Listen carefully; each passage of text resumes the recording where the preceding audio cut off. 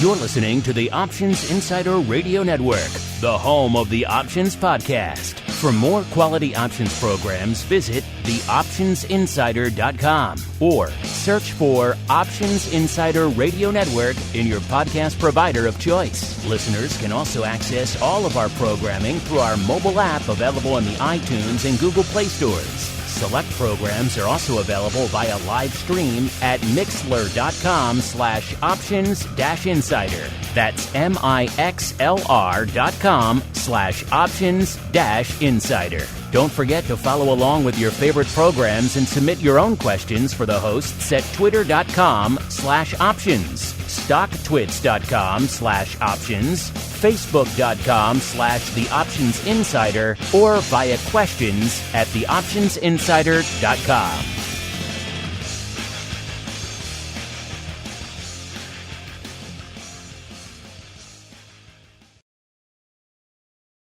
Welcome to Volatility Views, the premier program for volatility traders. Each week, we'll take a deep dive into the world of volatility with in-depth analysis, trading activity reviews, strategy breakdowns, cutting-edge education, and much more. We'll also bring you exclusive conversations with the traders, researchers, and asset managers who are reshaping the volatility landscape. If it involves volatility, then you'll find it on Volatility Views.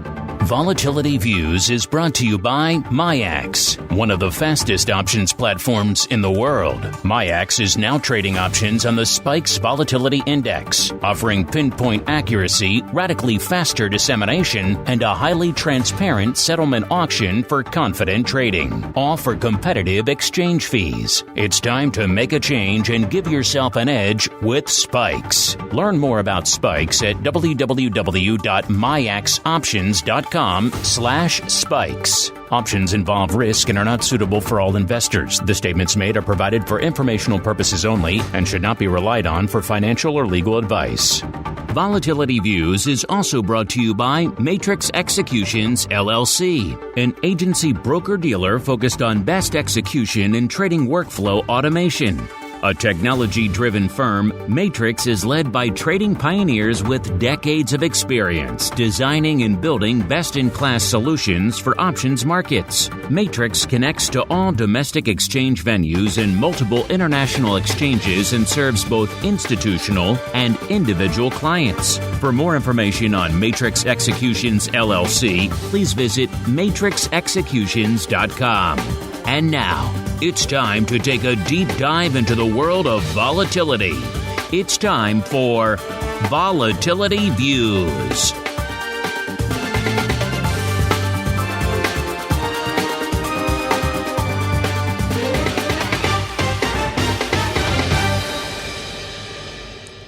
All right, everybody. That music means it is time once again for Volatility Views, the premier program for volatility traders. My name is Mark Longo from theoptionsinsider.com, as well as, of course, from the ever-compelling, at least we tend to think so around these parts, Options Insider Radio Network. Still coming at you here from the Southern Studio, a different, dare I say it, adjacent Southern Studio, but the show must go on. The content keeps flowing, of course.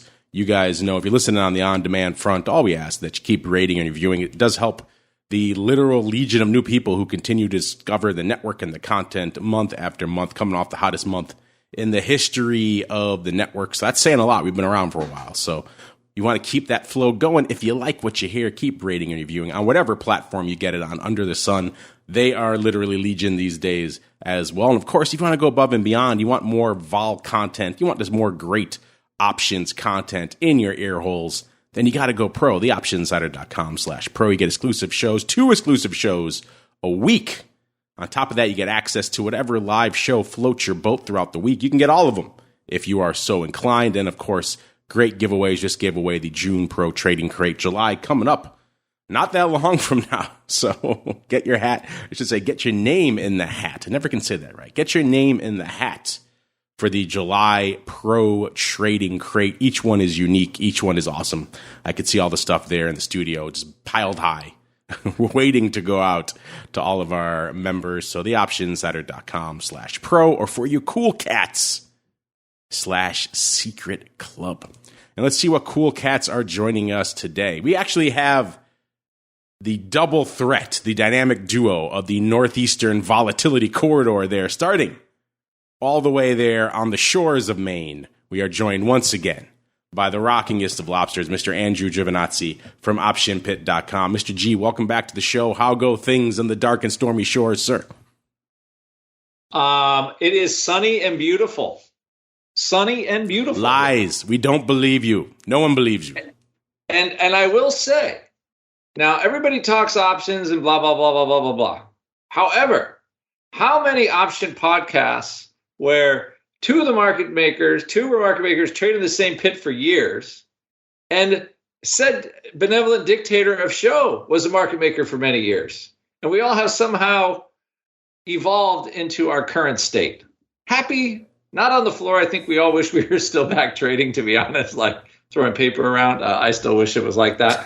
However, I am happy with my relatively sedate lifestyle in Maine. But I defy anybody to come up with a show with that kind of experience. The pedigree. Just, there's a reason why we call it the Options Insider Radio Network. We didn't just come up with that name on a whim. That was kind of the origins of the network way back. There was thinking. Yes, there was some thinking. I will say also, I don't really miss being surrounded by gaseous, sweaty men all day. I can do without that part of the trading floor experience, but maybe there are some other parts that were kind of fun. But yeah, there definitely were some highs and some lows to that experience, listeners. So if you missed out on that portion of the career, you missed on some cool things, but also you didn't miss on some other things that were less than fun. Let's go out now to the other part of the Northeastern Volatility Corridor. We're going over one state, listeners, to New Hampshire, where we are joined from his own bustling compound, which is being upgraded and updated as we speak.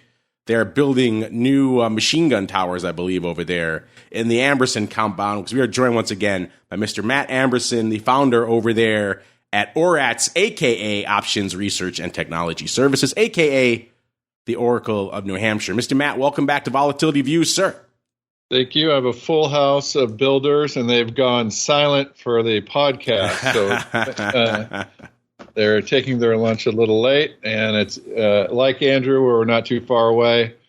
A beautiful day here. We're going surfing with the family after this podcast. So, Andrew and I stood next to each other, and you said smelly men. Our pit actually had probably the best or the most percentage of women in it. So we had men and women in our. You had one. You had one. That was a big percentage back then. We had two. Oh wow, that is a lot. Well, 2 of 10. Yes, that's a huge percentage back then. Yeah. Yes, definitely. So there we go, listeners.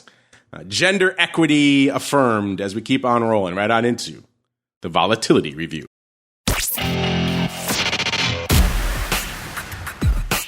It's time to break down the latest developments in the volatility trading world. It's time for the Volatility Review.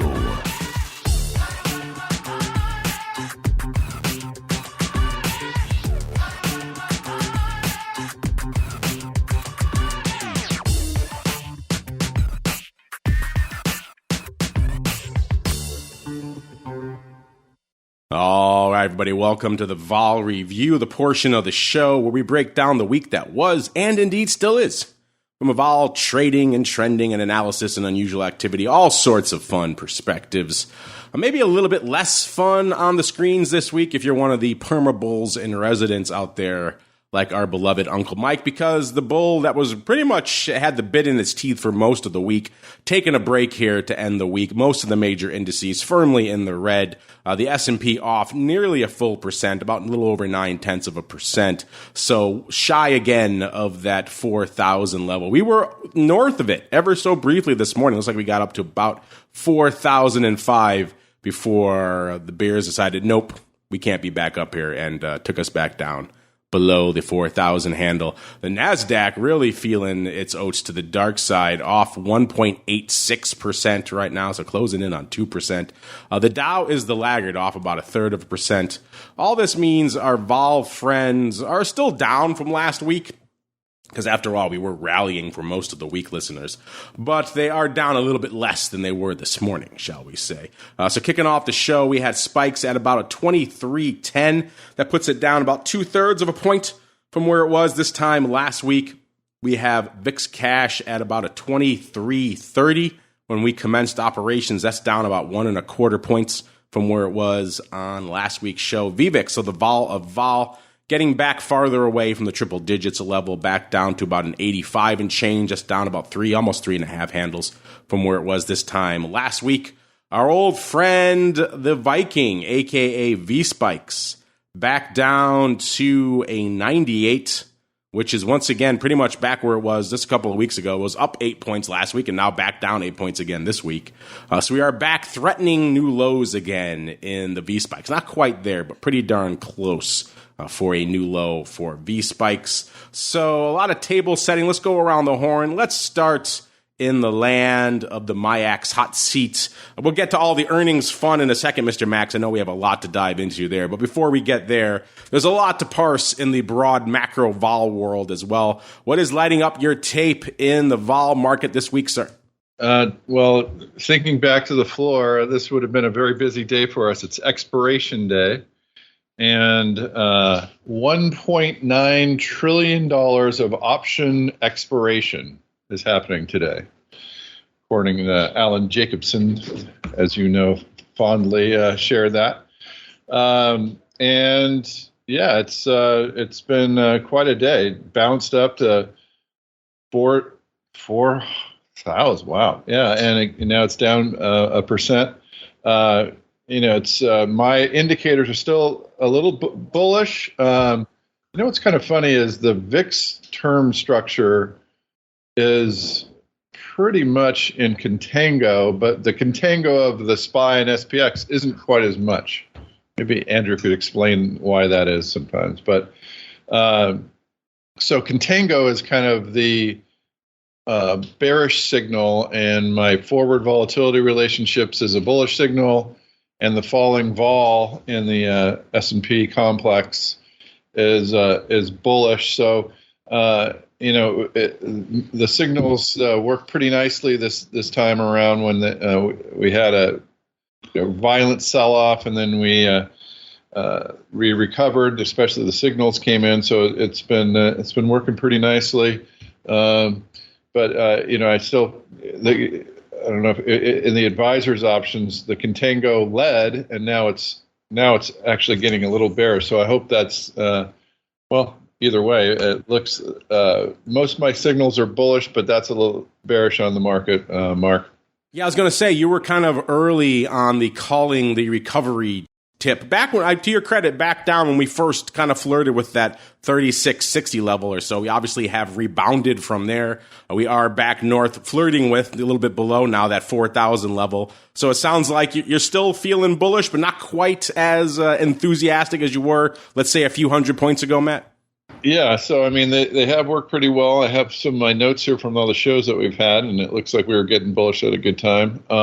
It's hard to be bullish. There's so much negative out there, in the talking heads land. But if you just look, it's just always taught me to look at the numbers.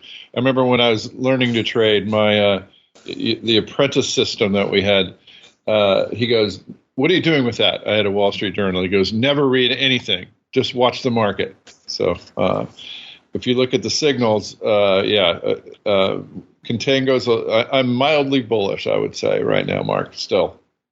It's funny you should say that, because when I first walked on the floor of the SIBO and they stuck me in the IBM pit to clerk, and I thought, okay, IBM, so you guys must follow all the analysts, you do all the research, look at all this, and they all just looked at me and laughed. They're like, what are you smoking, kid? No, we don't care about any of that crap. And I was like, how can you make market on a stock without even knowing any of that stuff? And it quickly became apparent that was all noise. But yeah, interesting stuff, how we all have the same lessons reinforced in different ways, sometimes with beatings, like in the case of the Rock Lobster. Mr. Rock Lobster, if you've recovered from your corporal punishment days, sir, what's lighting up your tape in the vol market this week, sir? Yeah, it was interesting what Matt said about the contango. I think kind of the monkey in the in the works, the wrench in the monkey works, whatever. You've got the Fed on the 27th, and then you won't see a Fed announcement until September, I believe. So I think that is kind of one of the reasons why you get the forward vol, the VIX curve is looking a little different than because you have this kind of short weekly anomaly from the Fed. I don't know what they're going to say. I mean, the market assumes right now 75 basis points is at least 100%, or probability is very high, and then 100 basis points is a potential. So I think that's part of it. And then normally when you see like the kind of steep contango, it's just the front end of vol, like forward vol is very high. So that means like the front end vol expectation is just lower, implied vol is lower, which people think we're not moving as much. So I think that's kind of what we're getting. It's like, okay, we were 3,700, now we're 4,000. All right. So that was a pretty fast 300 points SPX. What is that? 7% or 8% or something like that. So pretty solid rally from the bottom. Then where do you go? Like I think the biggest problem is the reason to rally. Now we're starting to get, I think, some sort of odd détente in Russia. And I think that has been a big contributor to vol coming down this week. I think they're releasing some grain. So, of course, we avert the global food crisis. It's amazing how these things work out. And then the Russians, let's see what now the Russians are going to say, okay, we'll still sell gas to the Germans and keep them bent over a barrel for a while longer. So that, and that again, vol coming down on that. So I think both of those things were important for we'll just call it the kind of the Ukraine détente, where everybody just accepts the fact that the Russians are in there and they ain't leaving unless somebody much bigger and nastier makes them leave. So you got that. I think the part that's kind of selling the stocks are having trouble today is, Verizon and AT&T said people are slower paying their phone bills. Now, the one thing I figured in this society we have, the last thing people aren't going to pay is their phone bill, because everybody uses their phones. Or they're going to drop their expensive plans and go to something. But so that I think was a bit of a surprise. Both Verizon and AT&T are like, you look at, where Apple is, and I could have sworn that Apple sells a lot of phones through AT&T and Verizon. So they said that subscriber growth is growing, but people aren't paying. So a lot of, I would say, odd signals. And then there's, and then of course, you never can tell exactly what's going on in China, but apparently a couple of banks, or a big bank, is saying nationalized people's savings. Well, it's now an investment. It's not your savings. Okay, well that sounded like our our savings and loan crisis 30 years ago, except people didn't quite know that their savings were being used as a piggy bank by Charles Keating and that group. But so you have some good news and bad news. So generally you get good and bad news. Vol should be coming in. I think that explains the VIX curve a little bit. And as far as upside goes, we actually need some like real old-fashioned good news, good earnings, companies making money, government not, doing crazy stuff. I guess they're going to spend a lot of money on, Intel or building fabs in the U.S. Listen, and I'm all for capitalism. However, I think the big chip tech industry is not a needy industry. If they need to build a fab in Ohio, I think they could figure out a way. So not quite money maybe going to where it needs to go. And I'm all for having chip factories built here 100%. But I'm like, well, so again, good news, bad news. But as far as the earning front goes, banks were okay. I think people are expecting pretty good earnings out of energy and commodities still. But tech, which had a pretty solid rally off the bottom, as Matt had noted, it's not like they're bringing so far, the little canary in the coal mine, like Snap, down, 20%, 25% or more. We'll talk about that on options oddities later. But Like these are none of these numbers are really good when they're seeing such a huge slowdown, right? So in advertising spending. So this is very much okay. Here's 4,000 again. It feels like in honor of Top Gun. This is the hard deck, but it's on the top, right? Like the hard deck can't go down, and I think 4,000 is it's feeling like that big round number that until some news gets good again, like real positive earnings growth. Trying to get past, see what these, higher interest rates doing, how the housing market's doing. I think we're going to have a lot of kind of bouncing back and forth. But I believe that's, and I think the volatility is sort of showing that. So we don't have that short-term vol is not near as much as it was. Although, and I wonder if Russell, if he's listening to the show, but I did see like 30-day realized vol was over 30% for 2 months. And the only times before in the last 15 or 20 years that's happened was great financial crisis, euro going to zero, and we're all going to die in COVID. Those were the times when realized vol was that high in the SPX, which were pretty big problems, as I recall. And us raising interest rates basically got to that level. So I was surprised by that. I was also like, wow, why do my VIX puts keep going out worthless? Because realized vol is 30 in the SPX, so you're not making a whole lot of money on your 25s. So once I had that startling revelation, I stopped buying them.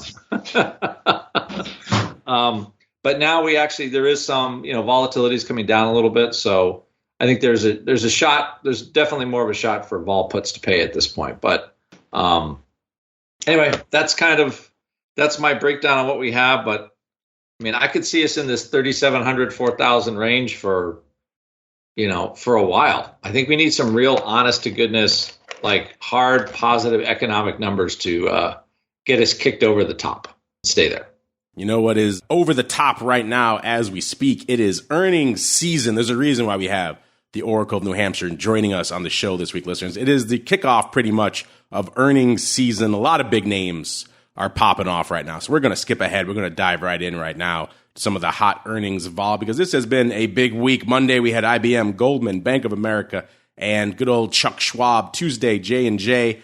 Ally, our friends over there at Ally on OPR, Hasbro, Netflix, IB. Wednesday, we had Abbott Labs, NASDAQ, Alcoa. Used to be the big dog that kind of kicked off earnings season. These days, not so much. Tesla, a name one or two of you may have heard of. United Airlines. Yesterday, we had AT&T, American Airlines, Snap. Maybe we'll get into them a little bit later on options oddities. We talked about them on the Odd Block yesterday, and intriguing things afoot. Let me just put it that way. Mattel, some more Toy Vol coming at you. Domino's Pizza, you need Pizza Vol, we got it for you. Dow Chemical, today we have Verizon, Amex, and Twitter. So a lot to unpack. The earnings season has just begun. Fortunately for you listeners, we have the keeper of all the earnings volatility data. Mr. Matt, it's that time. A new season is upon us, sir. What is lighting up your tape in earnings season so far? Yeah, like Andrew noticed or talked about, Snap, not 20, not 25, almost 40% down, trading $10 right now. It was up around 16 something yesterday. Crazy, just got whacked. As Andrew mentioned, advertising and all that, but that's really taking the NASDAQ down. That's why you're seeing it down so much farther than the rest. And then I just think that these rates are hurting a lot of these names with these valuations out quite a bit as well. But yeah, back to earnings. Verizon's down. As Andrew mentioned too, they got some issues around collections. We got American Express is actually up a bit, but a big move. Earlier you mentioned Tesla. Tesla rallied pretty hard. So we were seeing some pretty good earnings, but now like this snap really just kind of soured people. We do this weekly earnings season report. And the first week actually was right around break even, owning the straddle. This week has kind of started off pretty slowly. Like I said, The Tesla and other big names didn't move that much, so the straddle owners didn't do too well. Snap, if you own that straddle, you're dancing around right now. So it's going to be interesting what's coming up. I think it's going to get a little bit ugly in the following weeks with these smaller stocks. I think struggling a lot more than some of the bigger ones. And so I think that we're going to see some more Snap-like earnings announcements out there. So that's what we're seeing right here at the beginning. And also, Mark, you guys are publishing our new automated blog/videos where we go in and dive deep into fundamental and earnings, where the implied earnings effect has been historically, where the stock ended up. So we're able to get a lot more content out there and dive deep into the ORATS databases and we're getting a lot of really good feedback on those individual big reports that we're putting out. About 2 or 3 a day. So thanks for putting those up, Mark. Yeah, people love them. Those are deep dives. If you haven't checked them out yet, listeners, check them out over there. TheOptionsInsider.com is the place to go. We usually tweet out about them when we have them there as well. So if you want to deep dive into selected names, we got you covered. And by the way, speaking of Snap straddles, Mr. Meatball, Mr. Rock Lobster, I apologize. We were talking yesterday about selling those Snap puts, where apparently we inspired some of our live listeners to do the opposite, because we have listeners in here, including one who bought that Snap straddle. So he is pretty happy right now. Wow. So there you go, listeners. Listen live, and magical things can happen for you. That's a good name to have a long straddle on right now. Snap. We were talking yesterday about someone selling those 9 puts in August for a whopping 12 cents, I believe, and it seemed like pretty much a bridge too far for them to get down there, but it flirted with it this morning. It sold off to $9.91, listeners. Wow, that is a beating. It went out at $16.38 yesterday, so they are coming for Snap. It seems like Snap had a renaissance last year. We were joking about them, who still uses Snap. Then all of a sudden they came out and said, hey, we actually did pretty well. We had good numbers, and people liked them again, and then they kind of have fallen pretty much every cycle since. So interesting times afoot out here. We could talk about Snap all the rest of the show. Maybe we'll get into that a little bit more, maybe a little bit later today on options oddities for all you cool crow cats. Instead, let's get back to the vol review, listeners. We were just talking about the vol surface a little bit earlier on the board. Let's check out those vol futures. Obviously, the July future off the board now, listeners, so we have August in the pole position there. The August future coming into the start of the show down about 0.6 of a point, so a little more than half a point. September right behind it, down about half a point. So that front portion of the curve continues to get a little bit lighter out there. We still do see, as Matt kind of referred to earlier, we still do see that little bit of a blip, a little bit of a bump around the October-November timeframe, obviously pricing in a little bit of juice around the midterms. Not quite as steep as it was, let's say, back in 2020, when they were pricing in a whole heck of a lot of extra juice around that time frame, and everyone thought that was insane in the beginning of the year. And then lo and behold, a lot of other madness took hold between January and October, which took our attention away from that little bit of a vol blip. But intriguing stuff nonetheless. Mr. Rock Lobster, we'll start with you, sir. What is catching your eye out there in the volatility term structure this week, sir? Well, as option pit follows, we have kind of a theoretical value for volatility for the VIX futures over cash, just based on observation. So, where we are, and it's based on date. So how much are the futures over cash normally when we basically what is kind of an average forward value for the market, forward vol for the period of time, and then how the futures are priced, basically, and when are we deviating from that number? And as of right now, based on where VIX is and the August, Sep, and Oct, like future prices are relatively high, which, when you think about it, okay, futures decay down to the cash, so, that should be bad for VXX and UVXY. And it does imply a lot of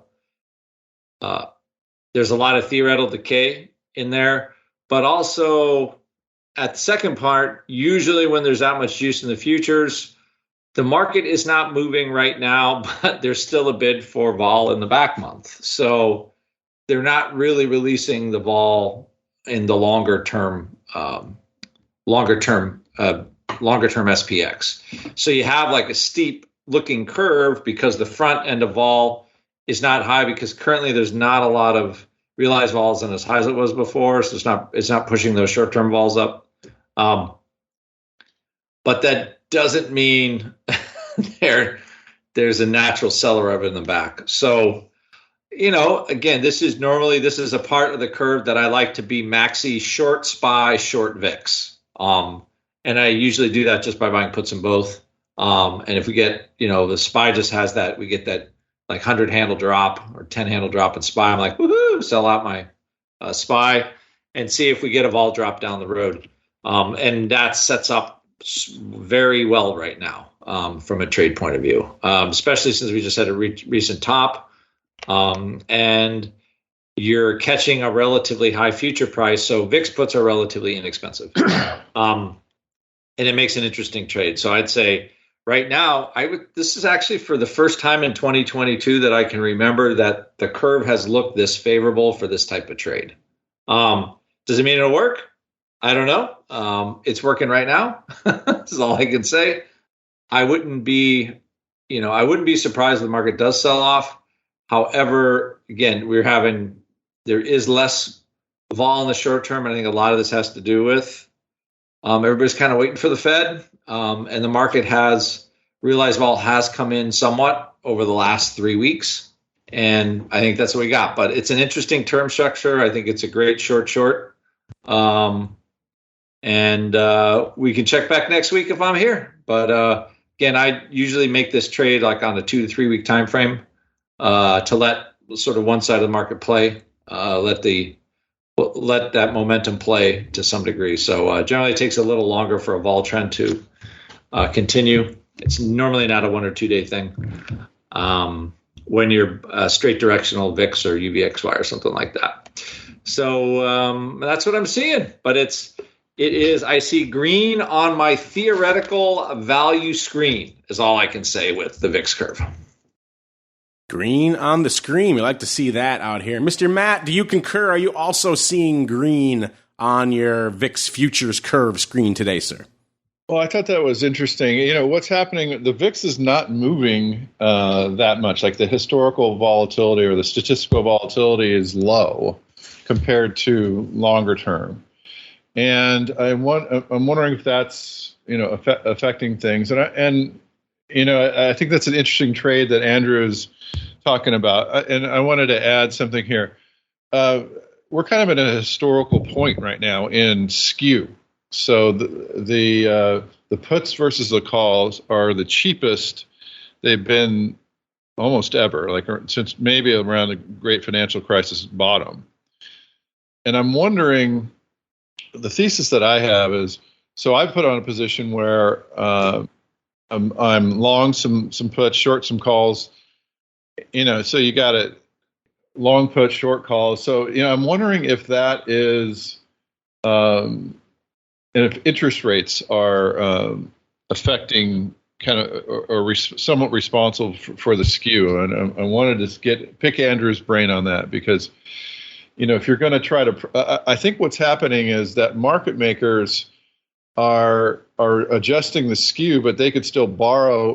Their banks are giving them pretty good interest rates, but people out there think that interest rates are going to go up, and I think they're putting positions on in the market to effectuate that. So I don't know if that's if anything that you've been following or not, but Andrew always has some good insights on the skew trade. I think the skew is as low as we've seen it. It's come up in recent days, but wondered if you had any thoughts on that, Mark.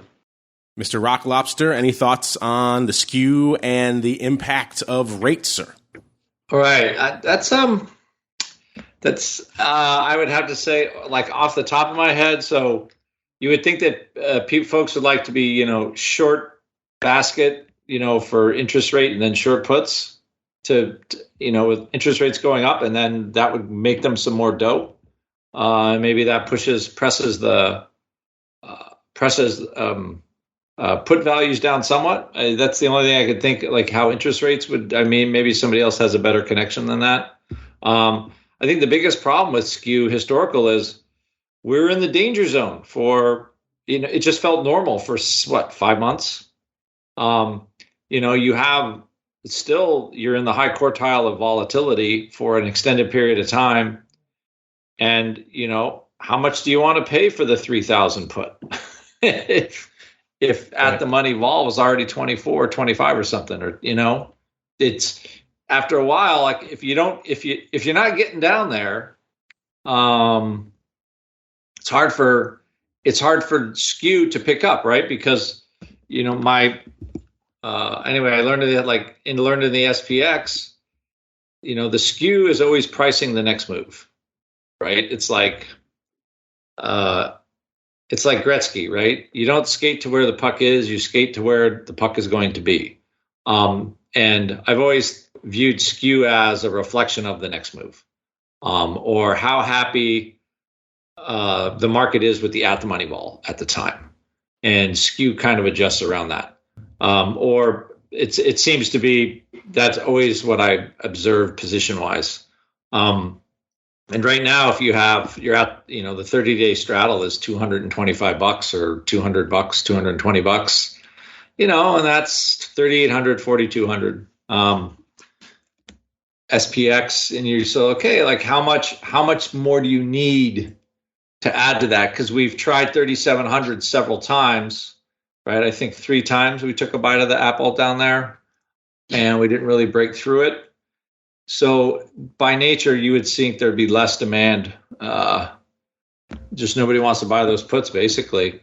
And there's already enough vol at the money where, the liquidity provider can manage it's a manageable position. So there's not a bite. Now with, the fact that we did trade 4,000, there's a little bit of interest that we come out of this as the market looks at the second half of the year and, maybe change in the house and all that kind of stuff. So you could have, there's a rationale for skew being where it is, where puts are relatively cheap to calls.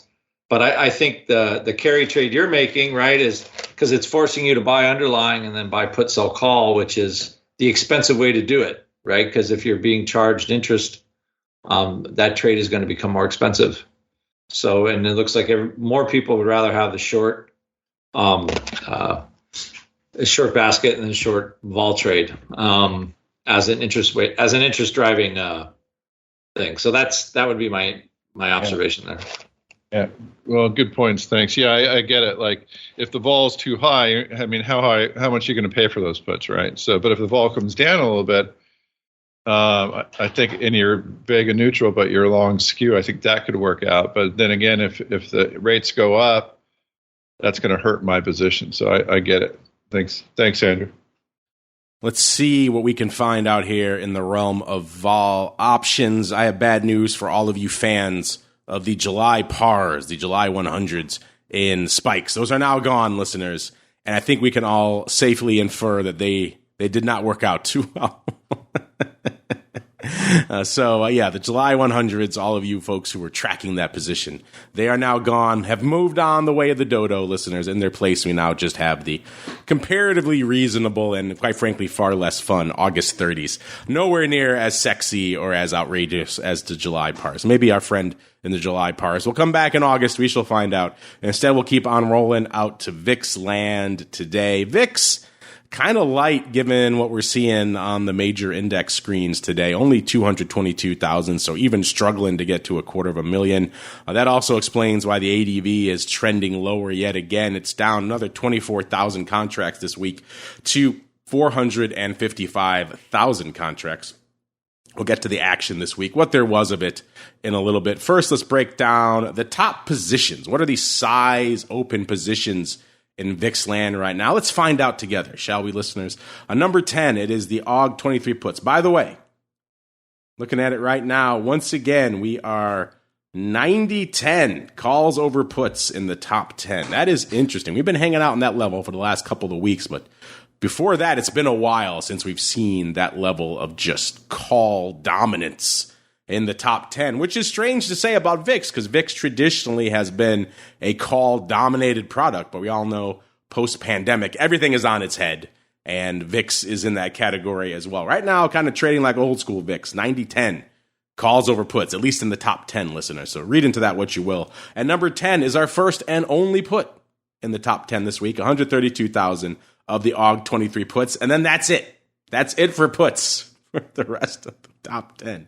That is interesting. Number 9, listeners, $1.40 of the SEP 50s. Buckle in. We got a few of these, shall we say, optimistic strikes in store for us. Number 8, $1.44 of the AUG 75s. You got to love that 75 strike. Someone out there does. Number 7, $1.53 of the comparatively reasonable AUG 35s. That's about as reasonable as we get today, listeners. Number 6, 153,000 as well of the SEP 75. So you got to have a 75 in every month. Number 5, 159,000 of the NOV 80s. Number 4, 168,000 of the AUG 55, so a little bit lighter there. Number 3, 200,000, pretty much exactly of the March 75s. Number 2, 211,000 of the NOV 70s.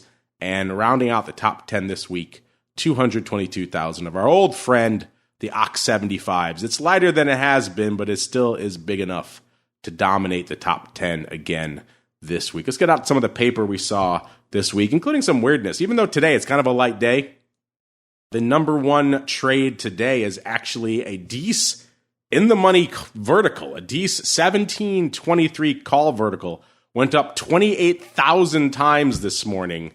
I just pulled it up. It went up for $4.40. It's obviously a $6 vertical, listeners.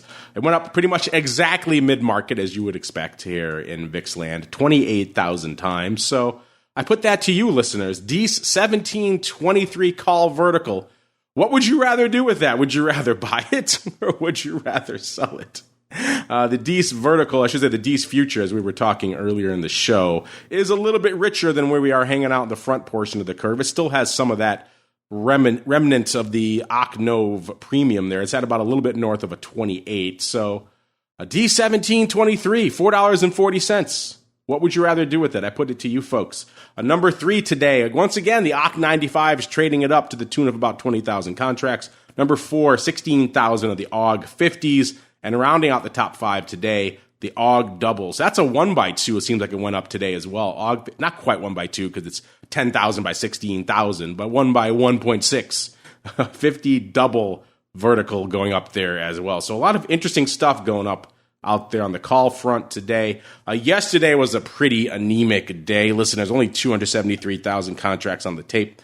The big dog, such as it was, 18,400 of the SEP 30s, followed by about 17,000 of the SEP 35s, maybe a bit of a vertical there.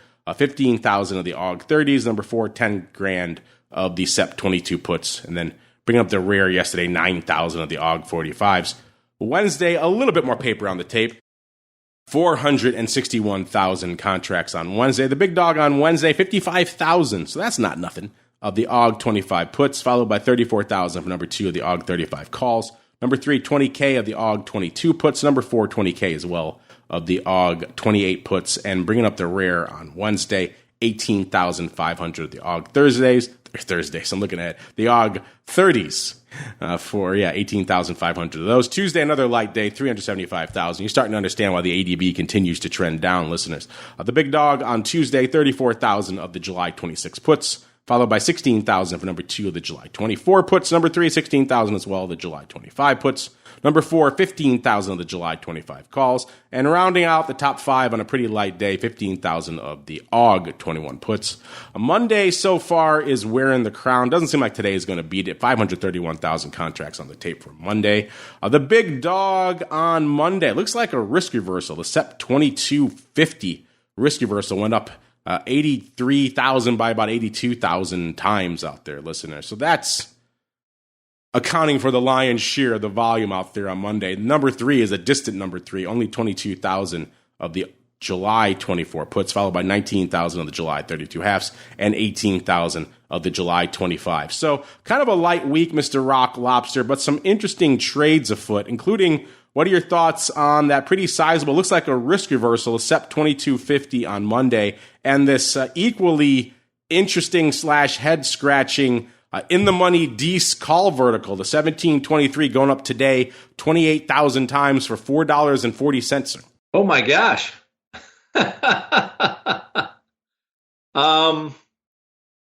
It's that's kind of an odd, the December one is just no clue. Like, yeah, that's a weird one. It's so deep in the money, and it's I don't know. It just feels like forever for anything to happen with that trade. Like, I don't quite get trades like that. I mean, 'cause it must have a purpose. That's the only thing, some purpose against something else. As far as that goes, it's just an oddball one, right? So they're spending $5 for the call spread. It looks like it's nothing about that is very is obvious. Or I guess $4 and $4.40 for the $6 call spread. It feels like a weird use of capital for that long. So I don't get that. What we did see was we saw a lot of put buying early in the week, at least at Option Pit. Some of like when you have almost a full month to go, and the VIX is trading almost 24, and the 24 puts are $1.10. It gives you a good idea of how steep or how pumped the vol futures are for August. Like, they're not charging anything for them. It also says like the August 20 puts really don't have a bid in VIX. So the market is not looking for a change, breaking into, the lower half of historical vol in any time soon. So that's the only thing that I think that was sticking out to me, because we didn't see a whole lot of what I would call, like big call prints this week, but mostly just a little bit of action. Maybe these puts spring back to life a little bit. Let's see if the rest of the vol products are springing back to life this week. So far, it looks like not much life for SVIX. This is, of course, the inverse vol product. When we kicked off the show, listeners, it was at about 1160. It's up about a quarter of a point from where we were this time last week. Not a heck of a lot lighting it up out there this week in terms of options paper. After last week, we saw, actually, that was in UVIX. We'll get to that in a little bit. But we haven't really yet to see SVIX really resonate with the options crowd, and that continues today. 110 contracts on the tape. The ADV, kind of a light 820, down a whopping 62 contracts from this time last week. In terms of top, I won't even tell you what's trading today, because obviously only 100-odd contracts going up. But looking at the top positions, there is one sizable one that jumps out at me. 1,084 of the SEP 13 calls are open now. That's the number one position by a country mile. It's about at least 3x the number two position out there, which are the AUG9 puts. So SEP 13 calls, 1,084 of those in SVIX. You like those, listeners? Hit us up, let us know. Let's go on out as well to our old friend UVIX. UVIX did quite a bit of paper last week. It had that explosion. It did like 20,000 contracts on the show last week. Not quite there today. Looking pretty decent, but pretty much close to a tenth of what it was this time last week. 2363 on the tape right now. By the way, UVIX at about a 1410, down about 2/3 of a point from where it was this time last week. That ADV, in spite of the big pop last Friday, also coming in about 100-odd contracts to about 45. Let's look really quickly in terms of top positions out there in UVIX land. The big dog in UVIX, let's do a quick top five. 3,500 of the AUG 13 puts, followed by number 2, 2,900 of the AUG 11 puts. Number 3, 2,000 of the DEES 18 puts. Number 4, 1,700 of the AUG 14 calls. And rounding out the top 5 in UVIX this week, SEP 8s, 1,700 of those. Mr. Matt, I'm curious for you, have you been paying attention to these newest additions to the vol landscape, SVIX and UVIX? And if so, what are your thoughts on them and the relative dearth of paper, particularly in SVIX right now, sir? Yeah, I'm just looking at it in our new trade builder. And I go, there's not much history, but it looks like we're, some of it, there's some open interest in UVIX here. That OI of the August 13 put. So I'm going to have to look a little bit closer at these. I like these types of trades. I was dabbling. I know I just lost a few of the July pars and VIX, but I still have my Dece pars on.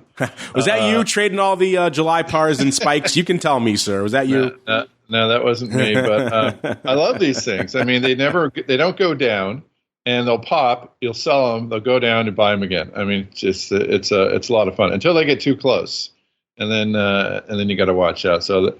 That's all I got. I gotta look a little bit closer. Now we're starting to make some predictions on vol and such. So I'll have it next time I'm on, Mark. I think we've created a monster with these with the par and above strikes for Matt, Mr. Rock Lobster. He's deep down that rabbit hole now. What are your thoughts, Mr. Rock Lobster, on our old friends, or you really should say the new friends, SVIX and UVIX this week, sir? I have not traded those products yet. The only real vol product I'm trading is UVXY and then VIX, just because it's reliable. I haven't delved into the spikes yet, but I mean, UVIX is, at least they're kind of performing how they're supposed to, right? Which is nice. And there is a little bit of a bid today for UVIX. Again, like most of these things, I just watch them for a while and see how they trade and see if the liquidity is good enough. And also, the UVIX doesn't really have the weeklies yet, which does provide a little bit more flexibility for stuff. So until I see some of that action, I would be sitting it out. But they are picking up some volume. I mean, they're trading about a couple 3, 4, 5,000 contracts a day, it looks like. So it looks like they will garner a little activity and interest.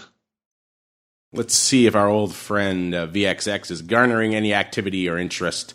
The ADV is still trending down, as you would expect. It's down another 3,000 to 64,000. Now, how low can it go? At a certain point, it has to go up, right? And today, we're doing more than that, so maybe it will start trending in the other direction. 75,000 contracts on the tape for VXX today. By the way, VXX, 2130, up 0.6 of a point from last week. So once again, VXX continues to do its own thing, regardless of what is going on with the rest of the market. In terms of top positions, it is still all puts all the time. The big dog by a country mile out here as well is the AD. Top trades today, what's lighting it up? We got the July expiring next week, 12 calls doing 24,000, and the July expiring today, 12 calls doing 23,000. So maybe a bit of a roll going up out there, but either way, both those strikes pretty active. Mr. Rock Lobster, anything catching your eye out there in all things VXX or UVXY before we get dangerous with the crystal ball, sir? UVXY has more theoretical decay now than it has, I think, all year, about 50 cents a week. So both those products are VXX and UVXY right now running about the same, about $10, 10 cents a day. So they make a much very interesting products. At least UVXY is. VXX is still, because Barclays broke it. I have no interest in trading it anymore. They're a bunch of scumbags for not running the product correctly. But UVXY still kind of does what it's supposed to do. Predictably crappy, but twice as bad, which is good. But and I'm waiting for it to split, to be quite honest, doing the 10-for-1 split or 5-for-1 or 6-for-1. It's got to be coming down the road here soon. You know, it is coming down the road, though, listeners. It's the crystal ball, so let's get to it. It's time to peer into the future and reveal what the volatility gods hold in store. It's time to look into the crystal ball. All right, listeners, as they say, let's get dangerous. It's that portion of the show, listeners. And coming into the end of the program, we have spikes at a 23.41. We have VIX at about a 23.48. So both of them are hanging out pretty close to that 23.5 level. And in terms of where we were from our crystal ball perspective, There we go. Last week, it was myself, the Meatball, and Matt McFarland from MIAX. The Meatball with his palindromic guess, his 23.32 is actually 23.41. That puts him within a tenth of a point for Spike. So I will give it to him. I will give him a bullseye for that one. There we go. Finally, another bullseye for on the tape. I've got a few this year, but none for the Meatball so far. I don't think any for the Rock Lobster either. So his palindromic ridiculous guess got him a bullseye. So there you go. I was at 24 double, so I was a little bit farther away on both. I was about a point or so away, a little bit less. And when we had Matt was at a 21.75, he was feeling a lot less vol. Didn't quite get there today. So there you go. Congratulations to the Meatball, a rare bullseye out there. Nichols, you scumbagged me last week, so unfortunately no winner chicken dinner for you. Options Queen, 23.5, not looking bad out there. In fact, 23.41. Might have to send a prize to the Queen. She was pretty prescient earlier in the year. It's kind of fallen off a little bit, but now it looks like maybe she's making a comeback. So congratulations to you, Miss Queen. We have your info. Our producers will be sending you something fun post haste. All right, let's go around the horn now. Mr. Rock Lobster, your compatriot, the Meatball, got a rare bullseye this week. So I will allow you the pride of basking in his reflected glory. What do you want to do? You want to go first? Or you want to pick someone else to go first? I'll go first because Mark did a palindromic thing. I'm just going to go Ducks. Ducks. 22. Why don't you explain Ducks to our listeners, sir? So if you're knucklehead and every day at 222, the OEX SPX pit would scream Ducks because the twos look like ducks, I guess. I've never figured out why it was that way, but 15 years of being on a trading floor still can't give you an answer why it's Ducks. And then that's what you miss. Is. That's what you miss. Grown men yelling Ducks at 222. That's why when I could be on the show and say Ducks, Matt can go 22. There is no doubt what that number is. It is actually so good. I'm saying we're going to hit it on the nail. Wow. For next. All right. He's not messing around. He wants an exact bullseye next week. Mr. Matt, how can you one up that, sir? Well, it's the Ducks date today. It's 7/22/22. It is. So that's prescient. So I'm going to go lower. I'm going 21.33. I think we're going to rally a bit, and I think ball's going to come down. I think we could even touch 19. Wow! Break back into the teens, says Mr. Dude, Matt. if we touch 19 next week, I'm happy to give you. I'm happy to give you my crystal ball, Matt. I will present it to you post haste. All right. Well, I'm going to write that. 21.33. We got a whopping 22.22, I should say, for the Rock Lobster. That's a fair amount of vol coming off the tape here.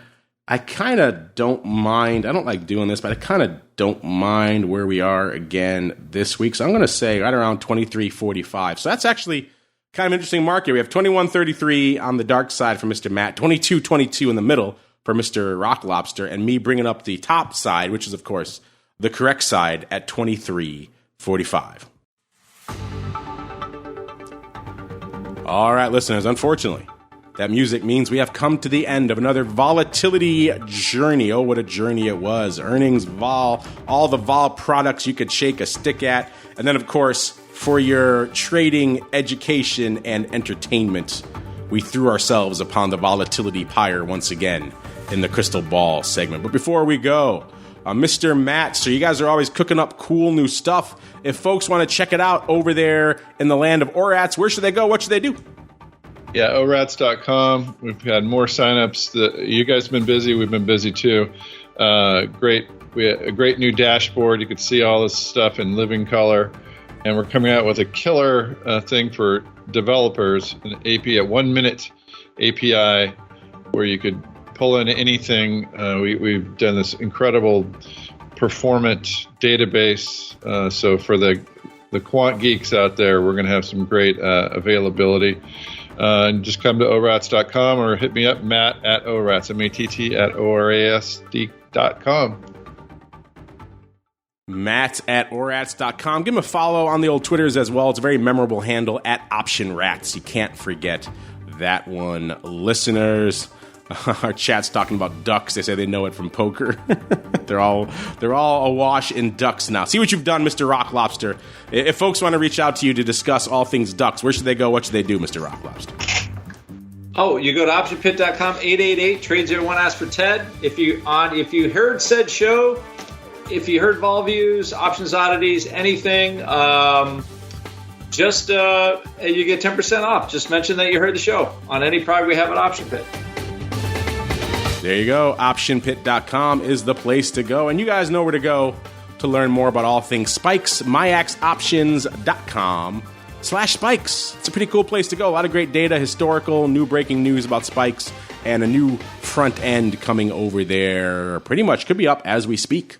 I'll have to go check for myself and see, but they're talking about making some cool new tweaks and updates to that one, so stay tuned for that. MIAXoptions.com/spikes is the place to go. We got to get on out of here. For those of you on the on-demand side, that will conclude your broadcast week with us. We appreciate you joining us throughout the week. For all of you cool cats in the secret club, stay tuned. We'll be back in a little bit to discuss the mad world of unusual activity on Options Oddities. If you want to get in on that fun, listeners, theoptionsinsider.com/pro or /secret club is the place to go to get in on that action. Otherwise, we'll see you back here next week for all of our goodness, all the way through to another Friday, another episode of Volatility Views.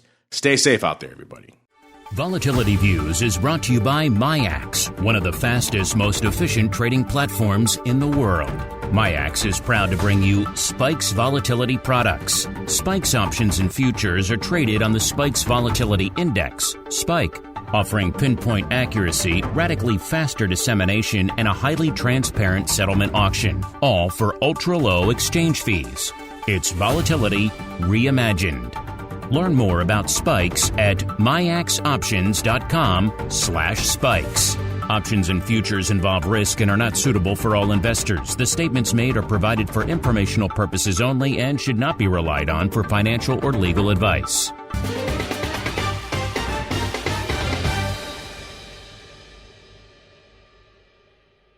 You're listening to the Options Insider Radio Network, the home of the Options Podcast. For more quality options programs, visit theoptionsinsider.com or search for Options Insider Radio Network in your podcast provider of choice. Listeners can also access all of our programming through our mobile app available in the iTunes and Google Play stores. Select programs are also available via live stream at mixlr.com/options-insider. That's mixlr.com/options-insider. Don't forget to follow along with your favorite programs and submit your own questions for the hosts at twitter.com/options, stocktwits.com/options, facebook.com/theoptionsinsider, or via questions at theoptionsinsider.com.